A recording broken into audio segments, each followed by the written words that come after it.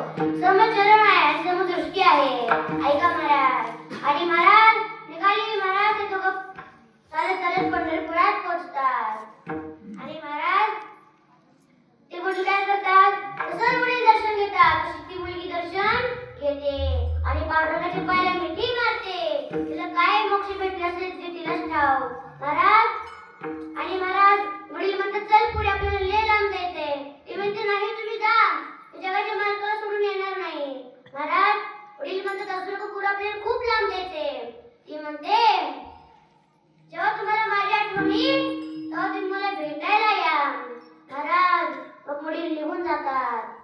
आणि महाराज पांढर पर्वतमध्ये त्या मुलीवर दया येते. उद्धव काय करतो? रामशिरीची हवाली तिला करतो आणि तिला म्हणतो तू हिचा सांभाळ कर, हिचा सांभाळ कर. एक छोटीशी भक्त, ती भक्त म्हणजे संत जनाबाई. आणि महाराज ती काय करायची? रोज झाडून काढायची, भांडी घासायची, शेण थापायची, कपडे धुवायची व दळण दळायची. महाराज गोपाळपूर पासून पंढरपूर जवळ होतं, पण तिला काम असल्यामुळे ती जाऊ शकत नव्हती. मग ती काय करायची? कामात देव शोधायची. आणि एकदा असं झालं झाड लोट करी जणी केर बाई चक्र पाणी येऊन या पाठी शिरी नेऊन या टाकी दुरी. मग ती गावावर करत असताना देव देशासोबत काम करू लागला. ती झाडायची, देवानं कचरा भरायचा. महाराज ती कपडे धुवायची, जगाची मालकानं कपडे वाळत घालायची. ती भांडी घासायची, जगाची मालकानं भांडी धुवायची. महाराज ती शेण थापायची, जगाची मालकानं शेण घासायची.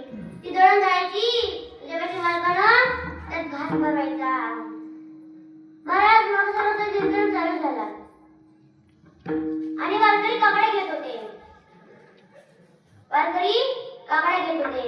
उठा पांडुरंगा प्रभात मयोपासना.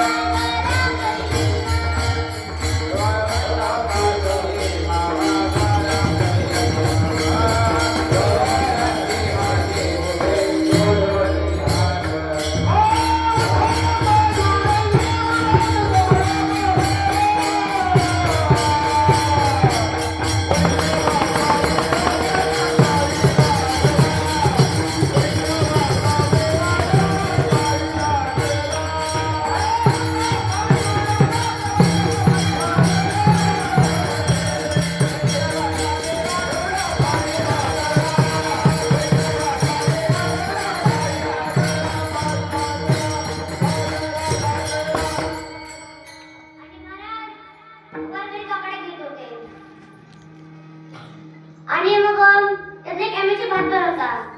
तो म्हणाला